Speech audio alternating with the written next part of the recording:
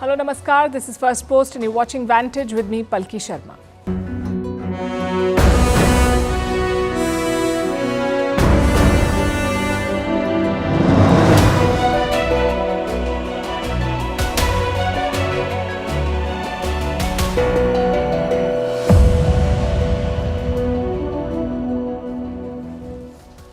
Is the US meddling in Indian elections? Russia says it is. Indian leaders, including the Prime Minister, have also warned of foreign meddling.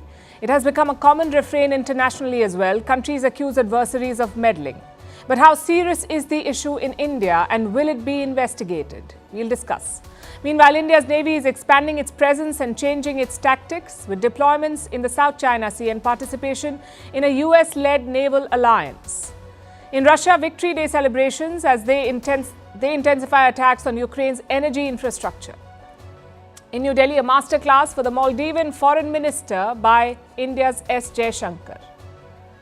A new world record with over $100 billion sent to India in remittances. The country's top medical body recommends the ideal diet, but Indian food products are under global scrutiny for contamination. Why is the food regulator failing us? Why Belgium is making headlines for offering insurance and pension to sex workers. Why West Asian powers are wooing Pakistan with high-level visits and investments. Why North Macedonia's election result is another blow to the European Union. And what is the man versus bear debate that has left the internet divided? All this and more coming up. The headlines first. Chinese President Xi Jinping visits Hungary. Budapest is Beijing's closest European Union ally. In recent years, Hungary has attracted a flood of Chinese projects. This is President Xi's first visit to Europe since 2019. Hungary is the last leg of his tour. Israel says US President Joe Biden's threat to stop arms is very disappointing. Washington has warned that it will halt weapon supplies to Israel if it attacks Rafah, but Israel continues to expand its military operation in the southern Gaza city. United Nations says around 80,000 people have fled Rafah in the last 3 days. The London and Frankfurt stock exchanges hit record highs. This comes after the Bank of England keeps its interest rate at a 16-year high. The bank hinted at a cut in the coming months as inflation cools in the UK. On Wednesday, Sweden's central bank reduced borrowing costs for the first time in 8 years. Kenyan government inks a deal to end the strike by doctors. The strike over pay had started almost 2 months ago. It left thousands of patients struggling to find medical care. Under the deal, doctors will receive around $26 million in arrears over 5 years. Romania opens its first crowd-funded hospital. More than 300,000 people and nearly 8,000 companies contributed towards the Children's Cancer Hospital. Romania's spending on public health is among the lowest in the European Union. And Miss Teen USA resigns just days after Miss USA relinquished her crown. 17-year-old Uma Sofia Srivastav cites personal reasons for her decision. Earlier this week, Miss USA had resigned to prioritize her mental health.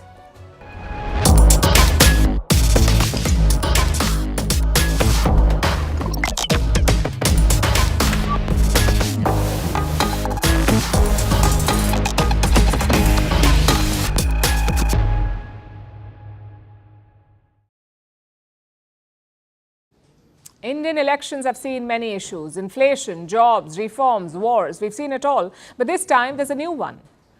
The issue of foreign interference. Could foreign agents or powers be meddling in India's election?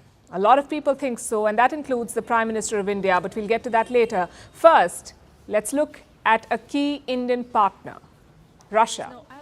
Their spokesperson was asked about the Khalistan plot, about American claims that Indian officials tried to kill a Khalistani separatist. Listen to the response. According to our information, so far Washington has not given so far any credible information or evidence that Indian citizens are involved in the preparation of killing of some Panoon. The reason is that they try to unbalance the domestic political situation in India in order to make it harder to have the general parliamentary election, and that is part of the meddling into India's domestic affairs. Russia says, where is the evidence? They also think the US is trying to meddle in India's elections. Now, just to be clear, Russia has its own agenda here to drive a wedge between India and the US. Plus, we are talking about Russia. a country that has a history of foreign meddling. So the source is a bit shady, but the allegation may be worth looking at. Recently, top Indian officials have hinted at the same. Even Prime Minister Narendra Modi talked about it. Let me quote from what he said. And this is the Indian Prime Minister. I can see there is an attempt by some in the world to influence our elections. They are not just giving their opinions, but are trying to influence our polls, but they will not be successful. Now, that is pretty direct. The Indian Prime Minister says there is an attempt to meddle. He may not have taken names, but his foreign minister did. That's Dr. S. Jaishankar. He put the blame on Western media. Yes, I get a lot of these noises from the Western press. And if they criticize our democracy, it's not because they lack information. It is because they think they're also political players in our election. That is the reason. These are unprecedented allegations. But where are they coming from? Is there any evidence of this meddling? Officially, no. We've only seen statements from the Prime Minister and the Foreign Minister, but we can guess what they're talking about. First is the Western news coverage. It's mostly critical of Prime Minister Modi. Look at this article in the New York Times. It accuses him of vilifying India's Muslims. Or look at this Bloomberg report. It says there is speculation that the BJP may win fewer seats than expected. Apparently, that's why markets are volatile. Reuters said something similar, that low voter turnout and apathy are worries for Modi. Clearly, the government has seen all of this and they do not like it. Secondly, we have seen official Western statements and reports. Think back to when Delhi Chief Minister Arvind Kejriwal was arrested. The US released a statement. So did the German Foreign Ministry. Again, this was a key election issue. Kejriwal is a major opposition leader in India. His party is in power in 2 states. He has access to Indian courts and top lawyers. So why did Western nations comment? It was totally unwarranted. Another example is Canada. They accused India of killing a Khalistani separatist. The claim was made back in September last year, but the arrests came last week, right in the middle of India's elections. New Delhi has rejected these charges. It says no evidence has been shared yet. Shared with us. So let me first make it clear that no specific or relevant evidence or information has been shared by the Canadian authorities in regard to this particular matter till date with us. You will therefore understand our view that the matter is being prejudged when people say X or Y. Obviously, there are political interests at work. Is this what Indian officials are talking about? The negative press and statements? I'm afraid we can't be sure. Having said that, there are 2 factors to note here. One, Western media doubting Indian democracy is not new. It's as old as India's democracy. This is what the Washington Post wrote way back in 1952. Let me quote.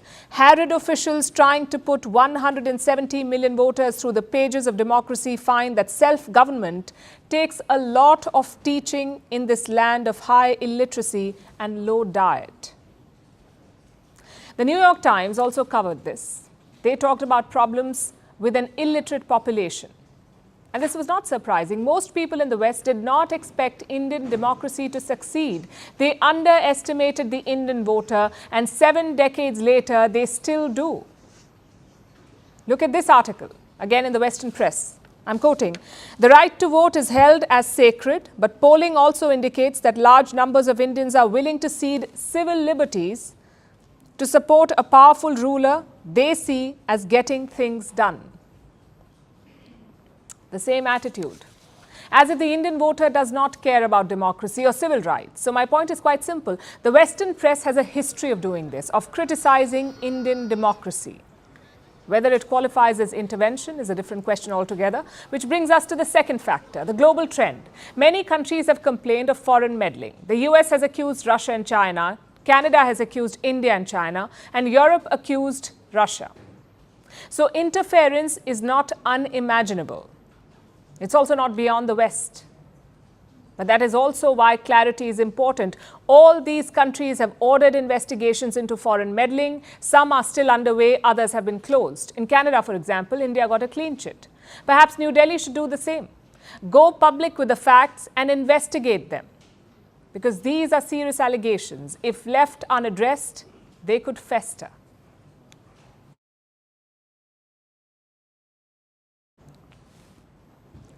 India's strategic autonomy is one of its biggest strengths. It allows New Delhi to engage with diverse partners from Russia to the West. We work with all of them, and here's the latest example of that. Take a look at this picture. It is from April. These are Indian Navy commandos. They're called MARCOs, that is short for Marine Commandos. Last month, they completed a major operation. The operation was called Crimson Barracuda. It was a major drug bust. Indian commandos seized 940 kilograms of narcotics. The mission was a success, and Indian troops weren't the only ones involved. They were working with an international coalition called the Combined Maritime Forces, or CMF, Combined Maritime Forces. Navies from 43 countries are part of the CMF. This coalition protects 3.2 million square miles of international waters. This includes key regions from the Red Sea to the Gulf of Aden, the Arabian Sea, the Gulf of Oman, and some parts of the Indian Ocean too. This CMF, this combined force, is commanded by the US, and the alliance is based out of Bahrain. So why is India's participation news? Because usually India shies away from military alliances, but last year we saw a shift. In November 2023, India joined the CMF, and this is different from traditional military alliances like NATO, where an attack on one member triggers a response from the entire alliance. That's what NATO does. The CMF is more flexible. There are no political or military mandates. The members decide how much they want to get involved. Now, India is actively engaging with them, keeping two goals in mind. The first one is the safety and security of sea lanes, and this is critical for India. Look at these numbers. 83% of India's crude and 95% of trade comes through the sea. The Indian economy depends on sea lanes, so India must secure them, deploy its navy to boost deterrence against security threats like piracy and terrorism. That's the first goal. The second goal is countering China. In the last decade, the Chinese Navy has significantly expanded in size, also in presence. Today, China has over 100 warships and submarines capable of operating in the Indian Ocean. And this poses a direct challenge to India. There is increased surveillance of these waters. Experts say China's presence in the Indian Ocean is only increasing. At any given time, there are at least 3 Chinese vessels in this region. Throughout the year, around 12 to 15 ships are deployed by China. And recent events are proof. Last month, China deployed 3 vessels to the Indian Ocean.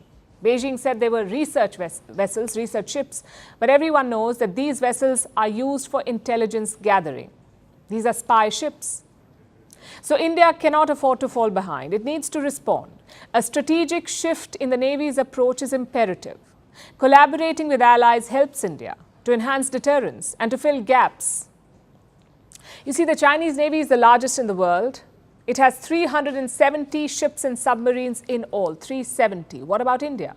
From 2014 to 2024, India added only 4 surface combatants. The fleet has increased from 25 to 29, and while India is taking steps to ramp up its arsenal, substantial upgrades will take time. In the interim, working with allies gives India more flexibility. It can have more targeted deployments and gain leverage over China in key flashpoints like the South China Sea. In fact, earlier this week, there was a significant development. India deployed 3 Indian warships in the South China Sea: a guided missile destroyer, a fleet tanker, and an anti-submarine corvette. These 3 vessels docked in Singapore. Indian naval officers met with their local counterparts. There was a statement from New Delhi. It said 2 critical issues were discussed here: the maritime security landscape in the region, and ways to deal with emerging threats. This is what they discussed.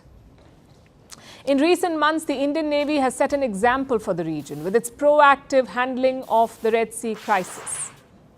By the month of March this year, the Indian Navy had conducted over a dozen operations and saved more than 100 lives.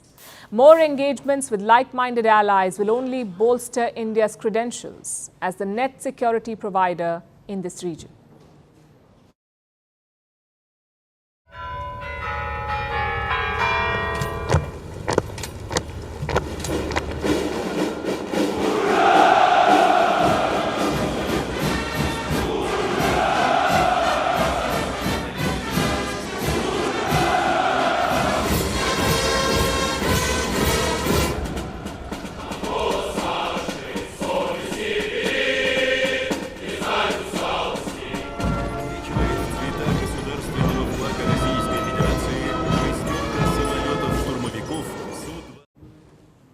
It's Victory Day in Russia. Moscow marks it every year on May 9th. It celebrates Russia's victory over Nazi Germany.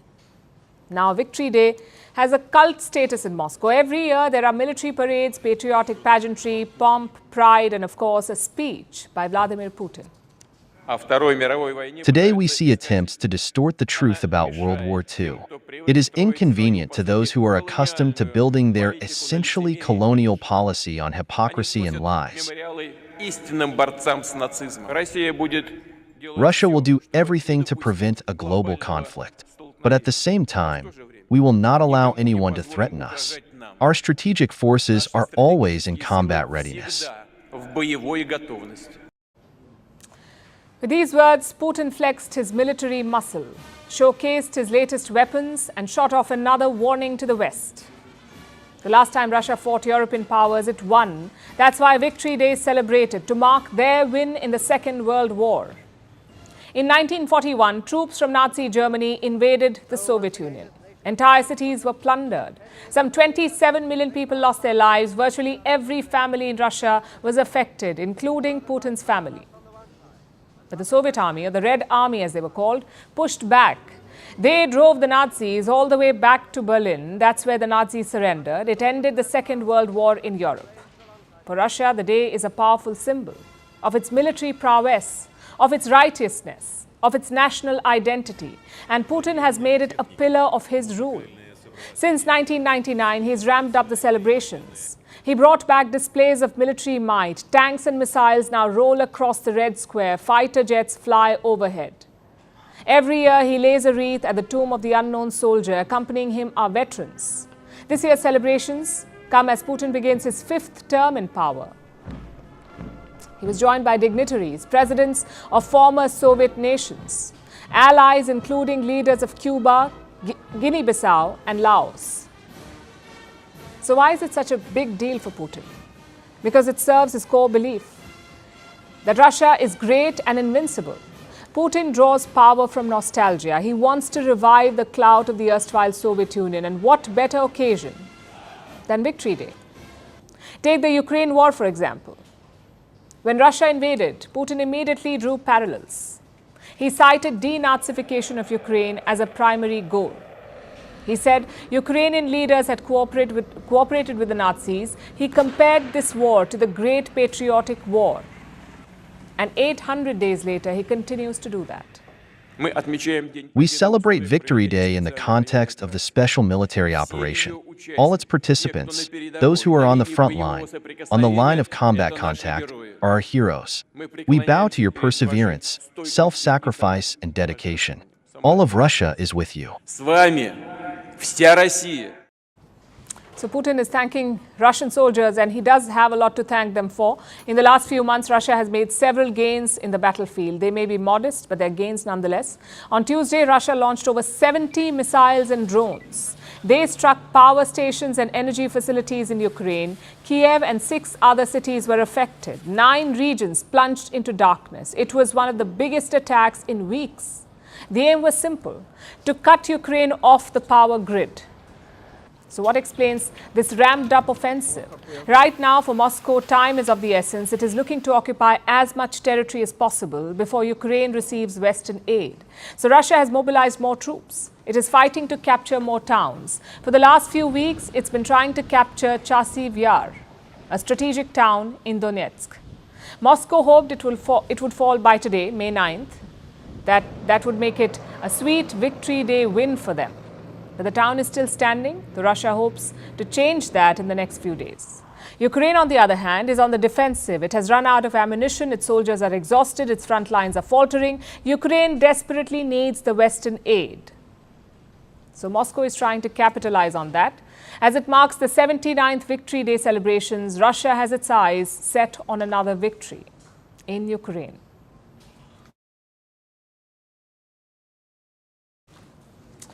Our next story is about the Maldives, India's one-time friendly island neighbor that has now switched camps. The Maldives is cozying up to China, thanks to their president, Mohammad Muizzu. Muizzu's entire political clout stems from one campaign: India out. He made it his mission to remove Indian troops from the Maldives, troops who were stationed there to help with search and rescue operations, soldiers who were operating helicopters and an aircraft that India had gifted to the Maldives. Muizu wanted them out, and he won the presidency with this speech. Later, he stormed to power in the parliament as well. So it seems quite clear that the Maldives has chosen China, and that is fine. It is a sovereign nation. It has the right to pick its allies. But perhaps they should be a bit more consistent. Because for all the loud India out rhetoric, they don't seem to be following through. Earlier this week, we told you about the tourism minister, how he implored Indians to keep visiting the Maldives. It seems the country can't pick a lane. It wants to shun India, but also reap the benefits of ties with New Delhi. The Maldives has sent their foreign minister to India, Musa Zamir. He seemed quite pleased when he landed in New Delhi yesterday. He said he wanted to strengthen ties and experience Indian culture. That's the opposite of his president's position. But Zamir was still trying to portray that everything is normal. Today, the Maldivian FM had a meeting with his Indian counterpart, Dr. S. Jaishankar. Now, Jaishankar is a seasoned diplomat, and he seems to have had enough of Mali's flip-flops. So today, he laid out India's position in no uncertain terms. Excellency, India has been a key provider of development assistance to the Maldives. Our projects have benefited the lives of the people of your country. They've contributed directly to the quality of life. They range from infrastructure projects and social initiatives to medical evacuation and health facilities. We have also extended financial support on favorable terms in the past. India has been a first responder on numerous occasions for Maldives. Our cooperation has also enhanced the security and well-being of your country through shared activities, equipment provisioning, capacity building and training. Excellency, the world is today passing through a volatile and uncertain period. In such times as we saw during COVID, during natural disasters and economic difficulties, close partnerships with neighbors are of great value. You saw what he did there. Jaishankar brought out the receipts. In less than a minute, he listed all the ways that India had been there for the Maldives. India has given the Maldives about $2 billion in aid. India has invested in infrastructure there, from hospitals to highways. India has extended loans on favorable terms. That's something to think about when partnering with China. Beijing also gives loans, but no one ever calls the terms favorable. Loan shark and debt trap are the common associations with Chinese loans. The Maldives owes India about $400 million. It owes China about $1.4 billion. So it is a precarious situation. All this explains the mixed Maldivian messaging. The country doesn't want to lose Indian investments or Indian tourists. The tourism money will go a long way in paying off Chinese loans. As Jaishankar said, the partnership with India is of great value to the Maldives. The Maldivian foreign minister acknowledged this. He expressed his appreciation for India's steadfast support. Hopefully, his president, Mohammad Muizu, also gets the message.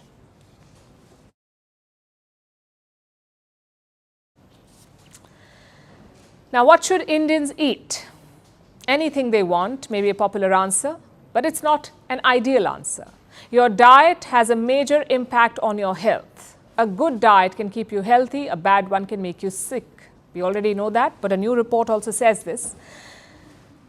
And it has been published by India's top medical body, the ICMR, or the Indian Council of Medical Research.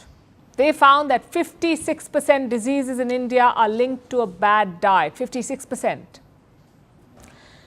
Maybe more processed food, or too much sugar, or not enough nutrients. Imagine that, more than half of all diseases due to food, which makes you wonder what exactly qualifies as a good diet.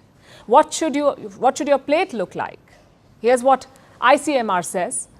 You should have 100 grams of fruits, 85 grams of pulses, egg and meat, 35 grams of nuts and seeds, 27 grams of fats and oil, 250 grams of cereals, 300 milliliters of milk or curd, and 400 grams of vegetables. I know we called it a plate, but this is not for just one meal, it is for the entire day. The ICMR says this diet will give you 2,000 calories. It is also pretty balanced in nutrients. And beyond this, the ICMR has given 17 guidelines. A few of them stand out, like using oils and fats in moderation, avoiding protein supplements, restricting salt intake, and minimizing sugar consumption. That last one may sound hard to do. How much sugar should you be consuming? The ICMR says 20 to 25 grams in a day. Now, to put that in context, 1 teaspoon of sugar is 5.7 grams. And a can of Coca-Cola has almost 32 grams. So, one can will put you over the limit. The ICMR has also covered cooking methods and materials. They've settled some long-standing debates. For example, microwave ovens and air fryers. The report gives both of them a thumbs up. As for cooking material, the ICMR says earthen vessels are the safest.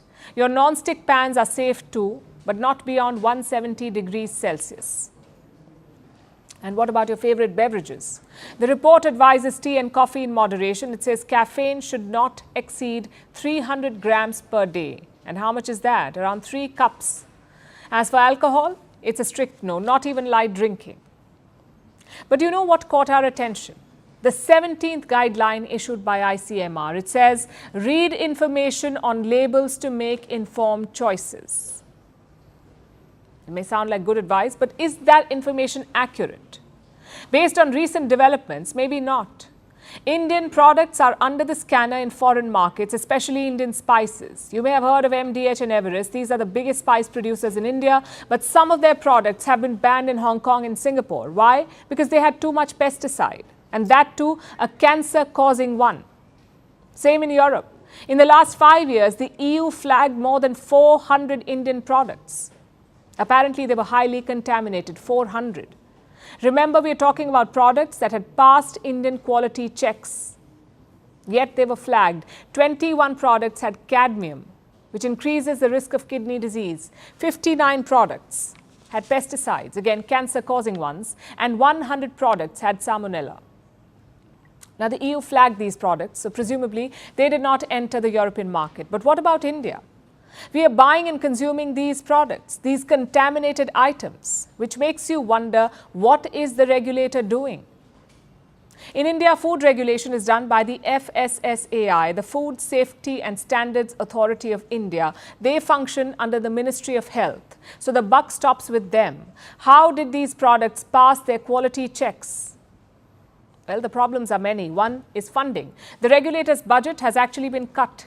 In 2019, around 360 crore rupees was allocated for them. By 2022, the allocation came down to 300 crores. So money is a problem. You need funds to hire more food commissioners, to carry out more checks, and to be more vigilant. Now, 300 crores is around $35 million. Compare this to the US regulator. In America, the FDA looks after food and drugs. And what is their budget? More than $6.5 billion. They spent around $43 million on offices and labs alone. Now, we're not saying replicate that, but clearly $35 million is not enough. Not when the health of 1.4 billion people is at risk. The second problem is corruption. Just this week, Indian officials arrested an FSSAI assistant director. He was taking bribes from a private lab. Guess how much money they recovered from him? Around 1.8 crore rupees. These are two things the government can easily address. Increase the funding and step up vigilance. If not, these diet plans and export ambitions are pointless.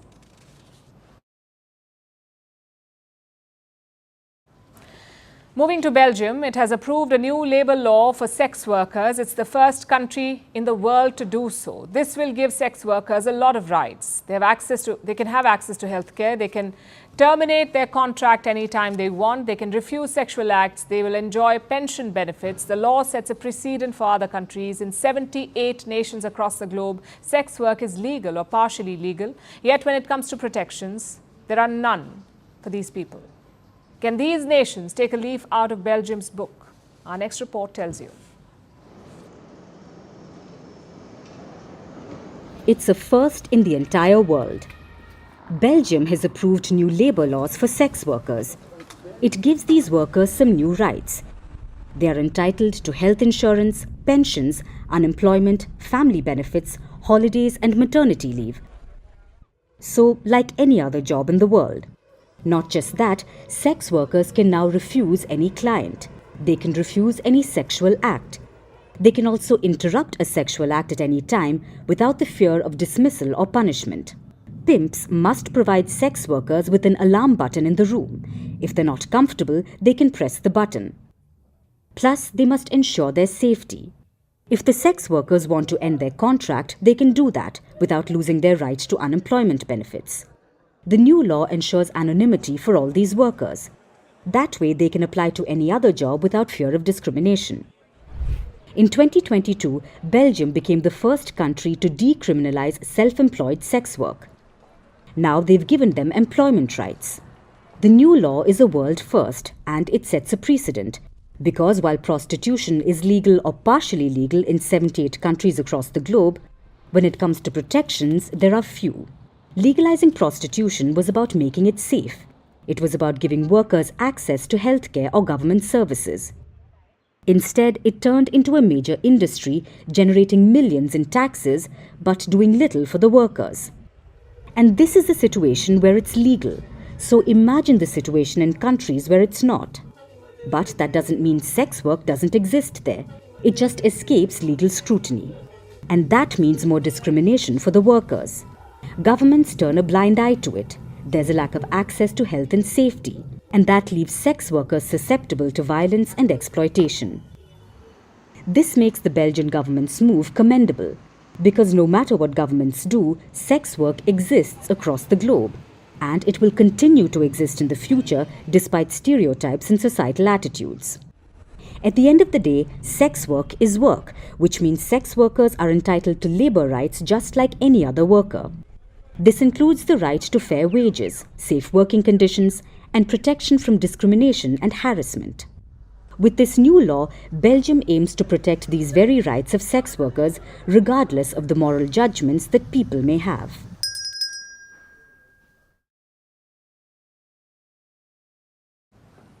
Is West Asia wooing Pakistan? I know what you're thinking. What a strange country to pick. Pakistan can't manage its own affairs. Why would anyone want to court them? Maybe for that very reason. Let me explain. In recent weeks, Pakistan has seen a flurry of diplomatic visits. First, the Saudi foreign minister came. His job was to speed up investments. How much? Around $5 billion of it. It's part of a larger Saudi program. Riyadh is expected to invest $25 billion in total. Days later, the Iranian president came, Ibrahim Raisi. He visited multiple Pakistani cities. He held talks with the top leaders and promised to increase bilateral trade. Again, by how much? From $2 billion to $10 billion. After Raisi came another Saudi delegation. It had senior officials from 35 companies. They held meetings with leaders of Pakistan's business community, which brings us to present day. Qatar's foreign minister is in Islamabad. He met Prime Minister Shehbaz Sharif. Again, the focus was on investments. Sharif urged Qatar to expand its Pakistani portfolio. Now, these are all important visits. But the biggest one has not happened yet. A visit by Saudi Crown Prince Mohammed bin Salman. It is expected between May 10th and May 15th, perhaps over the weekend or next week. Now, MBS is traveling to seal the deal. His officials have already identified the investments. He will merely sign the agreements. And all of this raises the same question. Why Pakistan? There are political and financial reasons. Politically, Pakistan is important for the West, for West Asia rather. It's a fellow Muslim country, not to mention the only Islamic nuclear power. Gulf states have often depended on Pakistan for security. Saudi Arabia is set to host Pakistani soldiers. Even Qatar has called on them. During the FIFA World Cup, Pakistan sent thousands of troops to Qatar. Other nations sent police officers. Pakistan sent soldiers. So West Asia will not let Pakistan fail. They cannot afford to. Those are the political reasons. Now we come to the financial reasons. Pakistan is really desperate for investments. So it's a good time to cash in, to get some lucrative deals. Last year, Pakistan set up a Special Investment Council, the SIFC. And what does it do? Attract and approve foreign investments. And here's the main part. It has both civilian and military officials, meaning things get done very quickly. No red tape, no waiting around for approvals. Also, these new deals are not for loans. They are for investments. So Pakistan is looking to privatize a lot of state operations. The national carrier is up for sale. So are 3 airports. And because Pakistan is desperate, you can get a good deal. Maybe buy it for cheap. Same with their natural resources. Pakistan is handing out mining and refinery licenses. And Saudi Arabia is eyeing both. They're looking to buy some stake in a copper mine in western Pakistan. It's called Reko-Dik. Riyadh is also looking to build a refinery in Gwadar. It's expected to cost $14 billion. Now, these are safer bets than loans. You're getting an asset or resource for your money. It's not like a bailout. And all of this is happening very fast. The announcements, the investments, the takeovers, it's happening at a very fast pace. Some Pakistani experts are worried about it, like the CEO of Bank of Punjab. Let me quote. Pursuit in haste can do more damage than good, with the risk of oscillating towards creating a private sector monopoly in lieu of a public sector. In simple words, it can be counterproductive. Yes, Pakistan may dump the loss-making assets, but the Gulf companies may monopolize the economy. And how should India see all of this? Well, Pakistan is still a bet. But India is a proven partner. Plus, the relations have been largely dehyphenated. West Asia does not look at India through a Pakistani prism. Having said that, New Delhi should keep a close eye on what's happening there. Investments often lead to political support. If Gulf states sink tens of billions into Pakistan, they will want to protect their assets. And that could mean more support for the Pakistani army. Of course, all of this is incumbent on one major assumption, that Islamabad will change its ways, that it will actually reform its economy. So we'll be tracking this story very closely.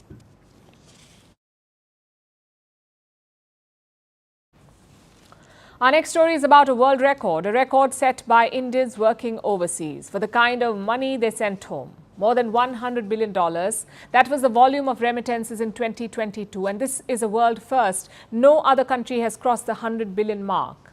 It's a big sum. It makes up over 3% of India's GDP. So what explains this surge? And how does it help the Indian economy?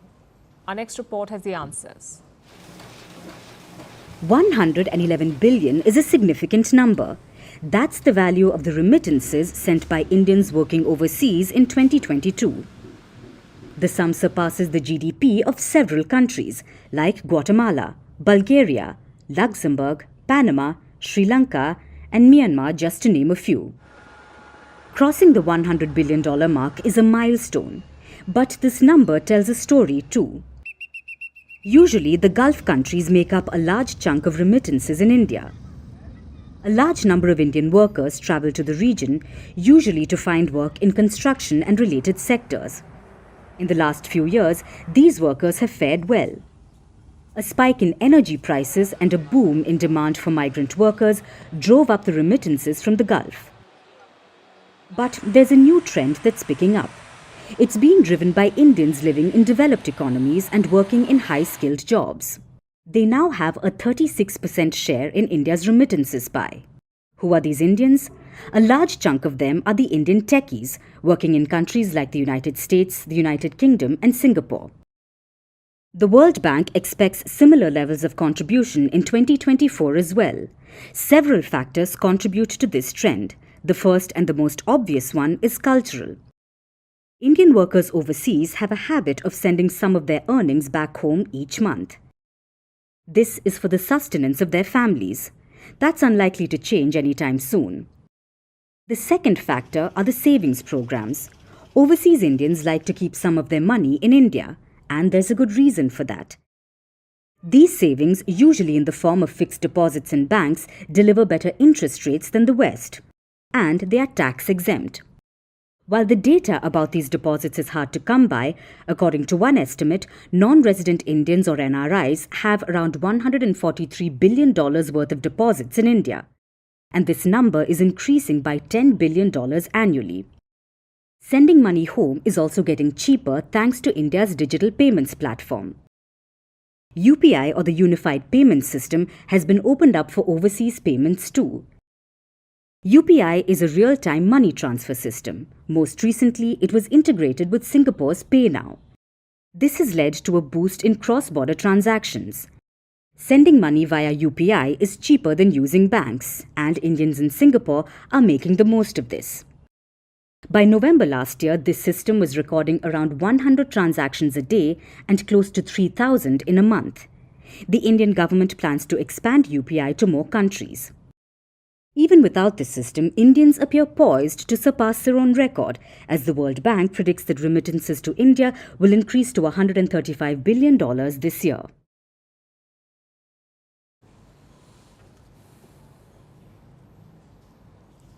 Now let's turn to Europe, to the country of North Macedonia. This is a country in the Balkans, home to less than 2 million people. It's a multi-ethnic, multi-religious nation, and it has just voted against the European Union. Not directly though, it wasn't some EU referendum. The people of North Macedonia just voted in internal elections. The country went to polls yesterday. Macedonians voted for a new president and parliament, and the results are out. They show the direction the country is headed in. Here are the winners. I'm happy, even though I don't know what it means yet. I don't know what it feels like to be a president. But I do know that I'll do everything I can to defend the interests of the nation. This is North Macedonia's new president-elect, the first woman to get elected to the post.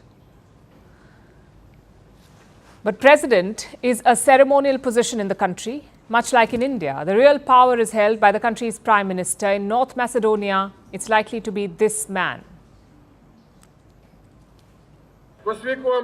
Macedonia is free and Macedonia will be eternal. Everyone who thought they could ruin Macedonia, cause it harm and humiliation will be held responsible and end up in a landfill.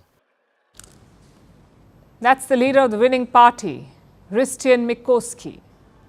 He might be the country's next prime minister. His victory speech was quite combative, and that is his style. Perhaps one of the reasons he got elected. And that's also the reason that his detractors are afraid of what will happen to North Macedonia's EU bid. I expect nothing at all. Why? Because they will send us back. Instead of going forward toward the European Union, we will head back. The country has been trying to get into the EU for decades. It became an EU candidate in 2005, but negotiations did not begin until 2022. And why is that? Because the country has had problems with its neighbors, existing EU members like Greece and Bulgaria. Both countries have vetoed North Macedonia's EU membership in the past. Let's look at the Greek issue first. Up until 2019, North Macedonia was called the Republic of Macedonia. Some of you may have heard that name, Macedonia. It was the homeland of a Greek legend, Alexander the Great. Macedonia was once a Greek kingdom. It gave birth to Alexander's transcontinental empire. Now the thing is, ancient Macedonia is not really related to North Macedonia. The Macedonians of today are not Greek. So Greece accused this country of using a misleading name and vetoed its EU membership. The naming dispute took decades to resolve. It only ended in 2019 with a name change. But North Macedonia's election-winning party wants to go back to the old name. We saved ourselves. We are no longer North but Macedonia, loud and clear. The issue of Bulgaria is again about names and recognition. The Macedonian and Bulgarian languages are related. They have common roots, but North Macedonia had refused to recognize this, so Bulgaria vetoed its EU membership. The issue is being resolved, but the new Macedonian government might resume hostilities with Bulgaria, which basically means a pause to an already slow process. But that is what North Macedonia voted for, so it seems most of the people there are now Eurosceptics. It's another division cropping up in Europe. It shows the waning power and promise of the EU.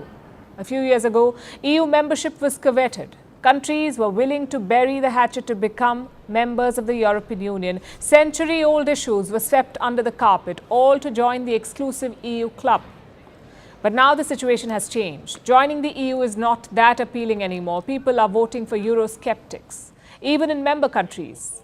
Hungary's Viktor Orban the Italian coalition led by Giorgia Meloni, they all promised to put their own country first ahead of the European Union. These are the leaders winning power, often at the expense of European unity. Does this mean the golden age of the EU is over? The next few European elections will be telling.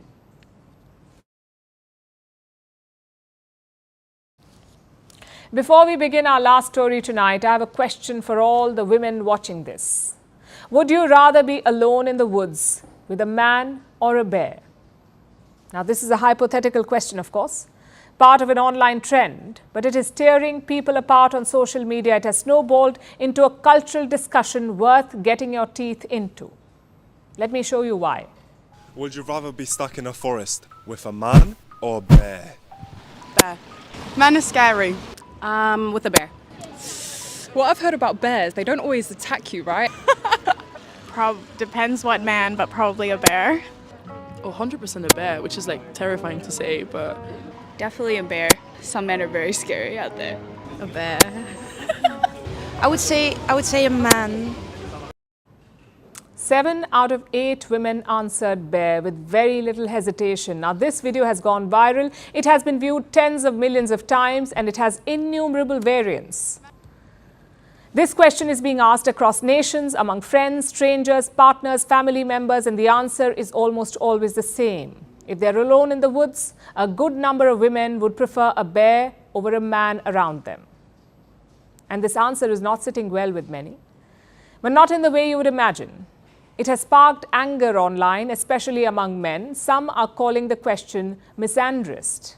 Some say it's an excuse to hate on men. Some are mansplaining the dangers of bears, and some are going back to basics and insulting women for their opinion. But a lot of critics are missing the point. Because newsflash, this question is not actually about a bear. It's about women even considering hypothetical man versus bear scenarios and then picking a wild animal. This shows the extent to which society has failed women. This isn't about bears attacking women in the forest. This isn't about your National Geographic studies about bears because you watched a lot of it on TV. It's not your expertise on how bears act. It's about how men act towards women. It's about how women are being assaulted by men. It's how women would rather choose being with a bear than being tortured by a man and then being shamed and blamed for the attack afterwards and not even being believed. Let me show you some numbers. According to global data from the United Nations, in 2022, 89,000 women and girls were killed intentionally. Every year, 38% of all murders of women are committed by their partners. 1 in every 3 women is subjected to violence by a partner. Such statistics are always chilling. They show us the scope of violence against women, but even they do not really capture the breadth of abuse that women face, because these numbers do not include harassment, sexual or otherwise. But let me remind you, women are harassed at work, while running, while commuting, mostly in public but also in private spheres. Women face threats, and that's not the only problem here. It's also about everything that happens before and after the abuse. Women say that with a bear, they know what the dangers are. And if they were attacked by a bear, people would believe them. They wouldn't ask, what were you wearing? What were you drinking? Did you say no? We see this time, in fact, time and again with survivors of rape and abuse. Victim blaming is the modus operandi. People say women are being hysterical, oversensitive, humorless. Skeptics are everywhere, and they're willing to perform all kinds of mental acrobatics only to avoid facing the reality of living in our world as a woman. And this is not just a cultural issue. There are legal problems too. It is difficult to prove sexual crimes, and in many nations, certain assaults on women are not even considered criminal, like in the case of marital rape. But before you say #not all men, let me tell you, this story is not about men versus women. It goes beyond that. If an estimated 91% victims of rape are women and 99% of perpetrators are men, it is enough to make all women fearful. And this is not just common knowledge among women. Listen to young girls asking their fathers the same question. Should their daughter be alone with a man or a bear? Pick. Would you rather have a bear or a man in the woods? alone with your daughter? I'd rather have the bear. Would you rather me out in the woods alone by myself with a man or a bear? I'd take the bear. How come? You'd have a better chance with the bear because men are evil. Girls are often told fairy tales about princesses venturing into the woods, where they're scared of a big, bad wolf or bear, but find comfort in a man, their Prince Charming. It is both ironic and sad that in the real world, they would rather choose a bear than a man. And now it's time for Vantage Shots, images that tell the story. In Brazil, animals remain stranded on rooftops amid devastating floods. Japan starts hunting fin whales in a bid to scale up commercial whaling. And did you know that Lionel Messi's career at Barcelona started with a promise made on a napkin? That napkin contract is now up for auction. Finally, we're taking you back in history. On this day in 1927, Canberra replaced Melbourne as Australia's capital. In the early 20th century, Australia was trying to decide on a location for its capital. Melbourne and Sydney were locked in a rivalry. To settle the debate, a compromise was reached to build a new city, and that city was Canberra. Once it was built, the capital shifted to Canberra. We're leaving you on that note. Thanks for watching. We'll see you tomorrow.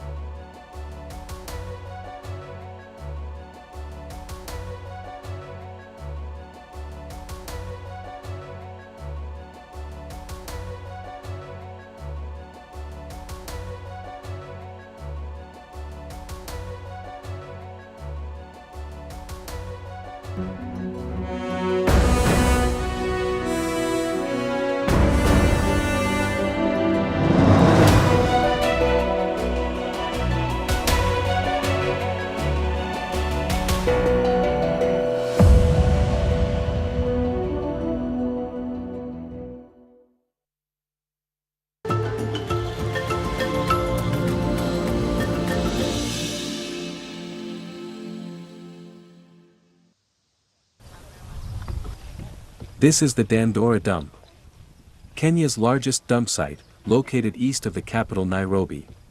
23 years ago, this dump was declared full. Yet hundreds of trucks arrive daily to heap more waste.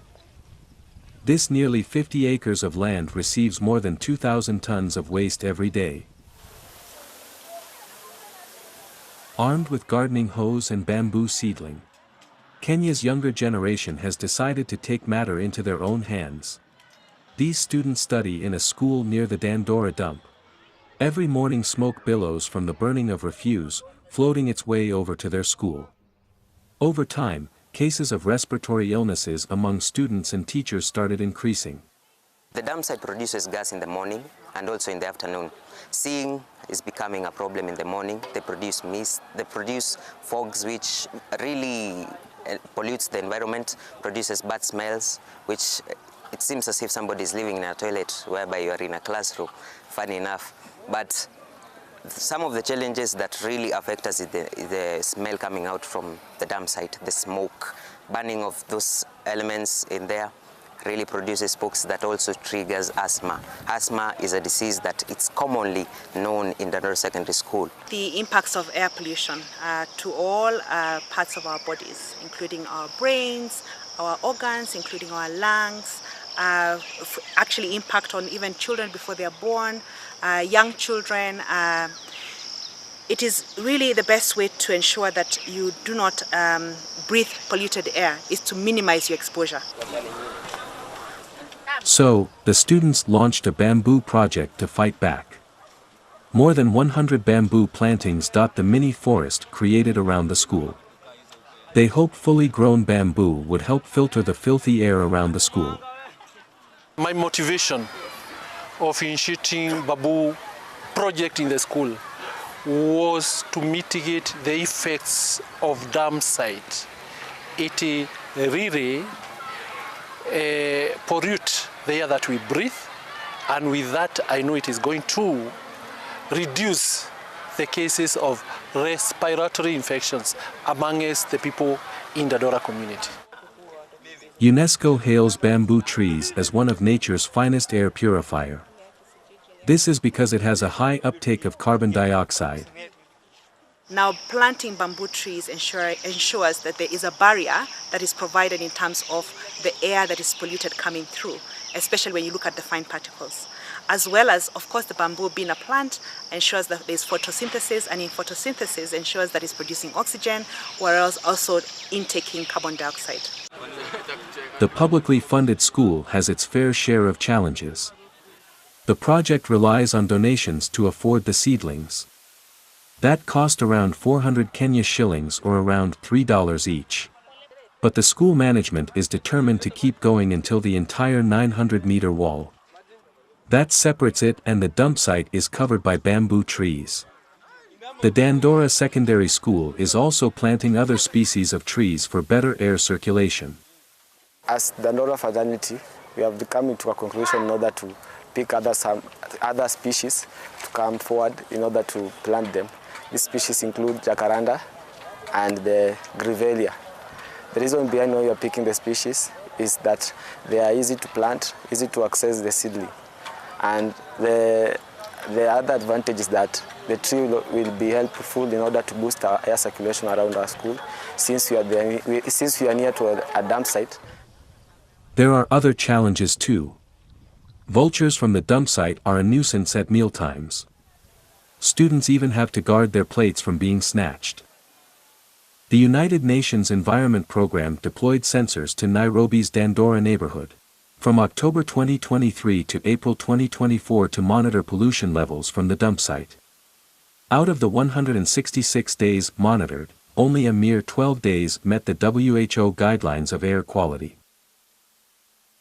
Air pollution kills about 7 million people in the world. The WHO says 99% of the global population were exposed to contaminated air in 2019. But children at Kenya's Dandora Secondary School are determined to have the right to breathe clean air.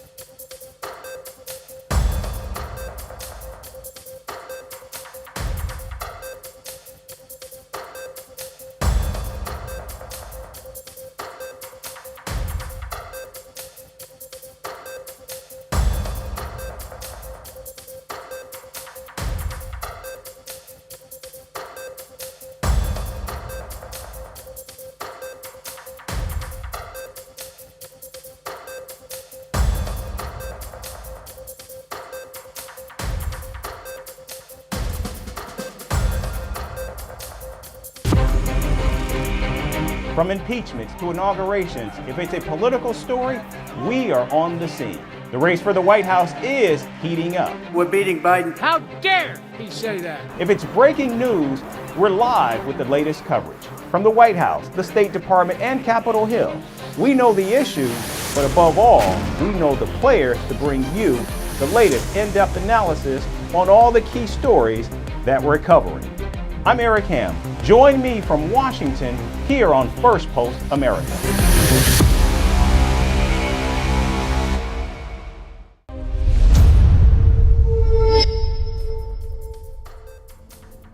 Hello and welcome to Firstpost America, your global pit stop for the latest news and headlines from the United States and around the world. I'm Eric Ham, coming to you live from the nation's capital in Washington, D.C. We'll get you a roundup of all the day's top stories, but first, let's